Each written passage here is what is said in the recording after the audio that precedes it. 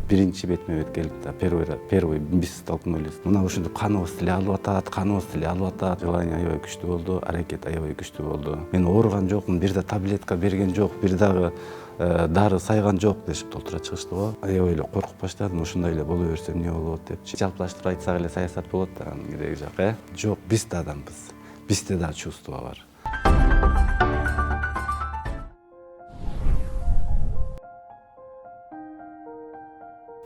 Коронавирусту алгач укканда, эми Уханда чыгып баштаганда, мурун как айтпадыңызбы, окуганда кандай эле, мындай кандай болду депчи. Билчүбүз, что особо опасный инфекция экенин. Ухандан чыгып, анан жана кыргыз граждандарын бизге депортация кылып, жиберип баштабадыбы? Жиберип баштаганда ошондо февраль айында эле мен Казакстанга 2 жолу барып жанагы алып келдим да. Биринчи Ухандан алып келдим. Студенттерди сопровождать этип Астанага келип алып келип чыкташты. Анан бияка алып келдик. Бияка изоляцияга, Кой Ташка ачыптыр. Ошол жака чыктадык. Андан кийин 2 жолу Алматага барып алып келдик. Алмата бирөөсү Кореядан келди, бирөөсү да Кытайдан келди. Группа кылыпчы. Бир өлкөдөн экинчи өлкөгө учкан адамдар, бул основном жаш адамдар да. 40ка чейин деп коюңузчу. Алар көбүнчөсү бессимптомный формада өтүштү. Бессимптомный формада өттү. Анан кийин мындай клиникасы дагы средне тяжелый формада өттү да. Анан ошондо жанагы биринчи ошо көп чыкпады. Мына бизде калып эле эчтеке ооруган жокпуз, бизди жөн эле камап жатат. Мына ушинтип каныбыз эле алып атат.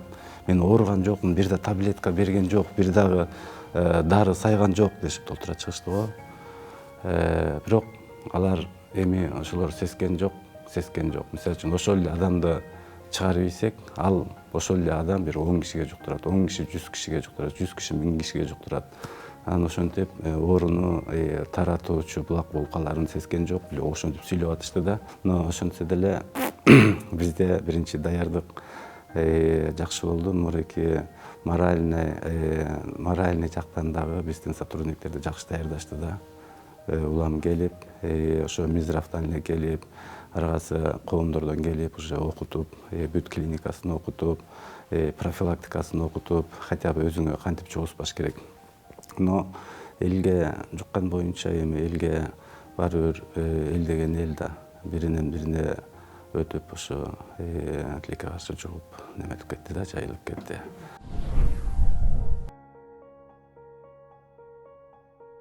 Коркунуч, конечно, коркунуч любой адамга свойственный чувство болуш керек.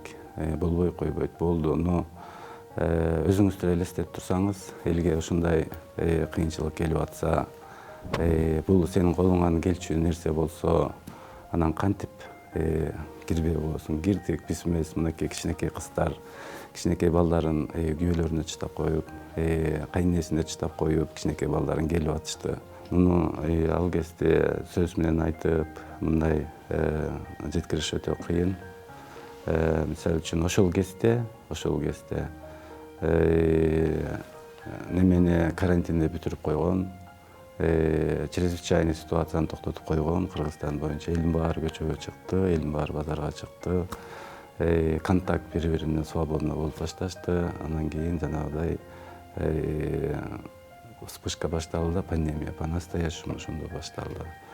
Анан ал кезде ошо жөнөкөй эле биздин граждандарыбыз эле оорубастан биздин врачтар, сотрудниктер тоже ооруйт экен да көрсө. Ооруду байкуштар бүт баары. Бизде даже биздин сотрудниктердин теңинен көбү ооруп ушу больницага жатып калышты да. Катуу ооруганы катуу ооруду, средне тяжелый болгондору средне тяжелый болду. Анан врачтар жетишпей калды такыр. Но ошол кезде бирок эл тарабынан, жөнөкөй эл тарабынан аябай поддержка болуп турду. Колдоо болуп турду да. Хотя бы мындай моральный жактан аябай колдоо болуп турду. Но бирок биз күнөтүн иштедик. Эми элестетиңиз жайдын 30-дан ашык градусу. Жанагы костюм, коргонуучу костюм эчтеке жел өткөрбөйт. Эчтеке жел жок, в общем, полностью жабынасың да, анан кийин киресиң. Киргенден кийин мен как реаниматолог катары иштеп аттым. Ошондо Турецкийде иштеп калдым, больницада. Реаниматолог жок. Анан кийин реаниматолог бергиле деп атып, ошондо берет, реаниматологдор келет, 1-2 күндөн ооруп калышат. Кайра реаниматолог сурайсың. Көчөгөн эле бербедим эле реаниматолог. Анын ооруп калдым да больницага жаткырдым. Ошентип аябай кыйналдык, действительно-чы. Аябай кыйналдык, реаниматологдор жетишкен жок. Мынакей реаниматолог деп кээ бирде ординаторлорду берет, кээ бирде кадимкидей студенттерди жиберет, бар жардам бер депчи. Хотя бы ошолор да жардам берет экен. Жаныңда жүрсө, баягы тигини жаз, муну жаз депчи. Баягы аябай тяжелый болбосо дагы мындай жакшы болуп келаткан кишилерди кара муну тиги бу деп койсоң, мынасын мисалы үчүн бир реаниматолог, допустим, если на то пошло, бир тяжелый больной менен кээ бирде биз 6 саат эмес, 7 саат эмес, 1 сутка боюнча, круглый сутка заниматься этип салат да кээ бирдечи. Бир больной ошондой убакыт алып салат да. Анан муну эми бүт майдалап айтканга өтө кыйын да, бирок мындай ситуациялар аябай көп болот. Эч жака жетишпей каласың. Бияка барсаң, больной тиги документацияң калат, документация жазсаң, больнойуң калат. Так эчтеке жетишпей калган убакыттар болду да.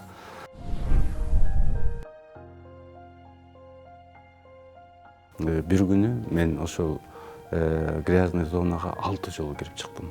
6 жолу. Өзүмдүн убактым өттү, чыктым. Кайра келгенде тияктан балдар чалат, морикил минтип атат, тигинтип атат. Кайра кирип, ошондо дагы ошондо жанагы балдар бар болчу. Онкологиядан келген реаниматолог балдар, кардиологиядан келген реаниматолог балдар.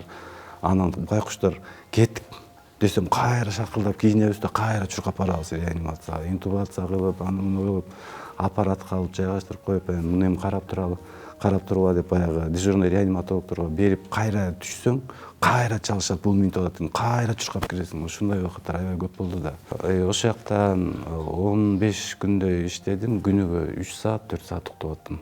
3 саат, 4 саат уктасам аябай көп болуп атты.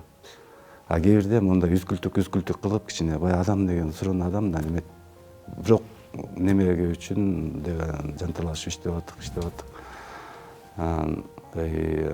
Мен аябай эле коркуп баштадым, ушундай эле боло берсем эмне болот депчи, тем более бүт коллегаларым ооруп больницага жатып калса, тем более бир аябай тяжелый случай болду. Аны эми айтканга деле өзүбүздүн бир коллегабыз өтүп кетти ошол мезгилде.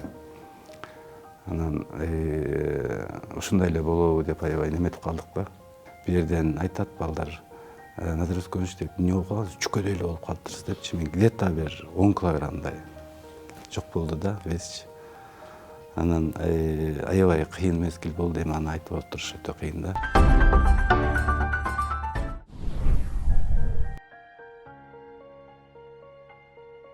Дем бергенде биринчиден адамдык, экинчиден кесиптик, мындай мамлекеттибиздин астында, элибиздин астында, мындай өзүбүздүн кандай деп койбуз,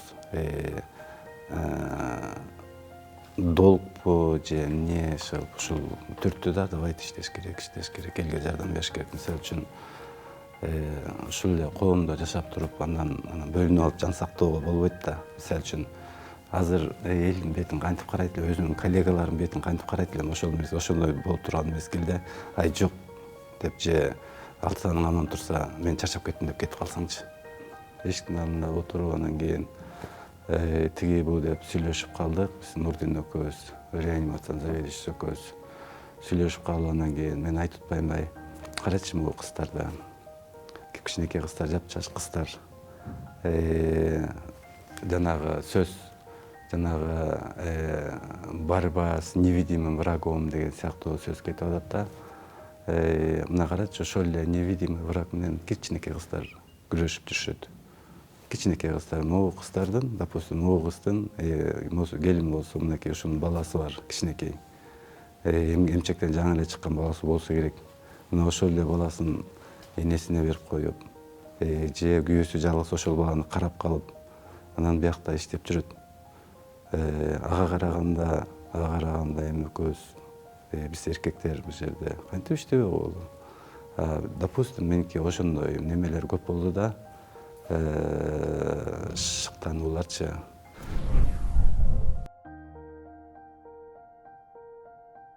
Эң өкүнүчтүүсү ошо могу эртерээк немени жаап салганы болду да, жана карантинный неменичи режимди. Андан өкүнүчтүүсү бизде врачтардын жетишпегендиги, особенно ушу реаниматологдордун жетишпегендиги мени аябай өкүндүрдү да. Анан то, что неметкеним болсо, ошол мезгилде кичине жакшы жагы бул именно ушу биздин больницада жанагы коргонуучу костюмдардын жетиштүү түрдө болгону, дары дармектердин жетиштүү түрдө болгону болду. Бизде дары дармектен, антибиотиктерден, ошол эле, допустим, клексан может определенное время болбой калышы мүмкүн, но энокспарин анын немеси аналогу болуп турду, постоянно үзүлгөн жок. Гепарин болсо постоянно болуп турду. Биздин больница боюнча да, башка больницаларда ошо даже гепарин да болбой калып атпады. 400дөн ашык больной келип реанимациядан өттү да. Реанимациядан өттү. Анан ошол 400дөн ашык 500 больной деп коет, ушунун баары потенциально что неме кете турган адамдар да. Оор акыбалда, кайра жандандыруу деген. Ошонун баарын кайра жандандырып, мисалы үчүн баарыбыз да, жана мисалы үчүн чыгып кеткендерди. Ошол могул реанимация кайра жандандыруу бөлүмүнөн обычный отделение которгондо, ошондо любой мен эле эмес, могу жаш реаниматологдордун дагы, любой реаниматологдордун, даже медсестралардын, даже жанагы санитаркалар да ошончо сүйүнүшөт, ишенесизби ушуга? Ошентип айыктырып чыгарсак, канча көп ушундай состояниясын стабилизировать этип отделение которсок, биз да ошончо сүйүнөбүз, биз да ошончо рахат алабыз ошондончу.